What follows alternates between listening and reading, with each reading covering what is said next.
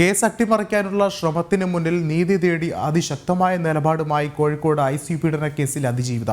കുറ്റക്കാരെ സംരക്ഷിക്കുന്നതിന് വ്യക്തമായ തെളിവുകൾ ഉണ്ടായിട്ടുകൂടിയും നടപടി അനന്തമായി നീളുന്നുവെന്നാണ് ആരോപണം. എന്തുവന്നാലും നീതി ലഭിക്കും വരെ പോരാട്ടം തുടരുമെന്നും അതിജീവിത ജനം ടിവിയോട് പറഞ്ഞു. റിപ്പോർട്ടിൽ ഉള്ള ആളുകൾക്കെതിരെ അവര് എന്തെങ്കിലും തീരുമാനം എടുക്കാൻ പറഞ്ഞിട്ടുണ്ട്. അപ്പോൾ ആ തീരുമാനം ഇതുവരെ എടുത്തിട്ടില്ല. അപ്പൊ അതിനായിട്ട് മെഡിക്കൽ കോളേജിലുള്ള അധികൃതരോട് സംസാരിക്കണം. ജീവിതത്തിൽ നേരിട്ട ഏറ്റവും വലിയ ദുരനുഭവമാണ് കോഴിക്കോട് മെഡിക്കൽ കോളേജിലെ ICUയിൽ വെച്ച് അതിജീവിതയ്ക്ക് ഉണ്ടായത്. സംഭവം നടന്ന മാസങ്ങൾ കഴിഞ്ഞു. മുഖ്യമന്ത്രിയും ആരോഗ്യമന്ത്രിയും അടക്കമുള്ളവരെ നീതി തേടി സമീപിച്ചു. പക്ഷേ ഒരു തരത്തിലുള്ള നടപടിയും ഉണ്ടായില്ല. ഇനി സമരമല്ലാതെ മറ്റൊരു മാർഗമില്ല ഇവർക്ക് മുന്നിൽ. ഇതുവരെ എടുത്തിട്ടില്ല.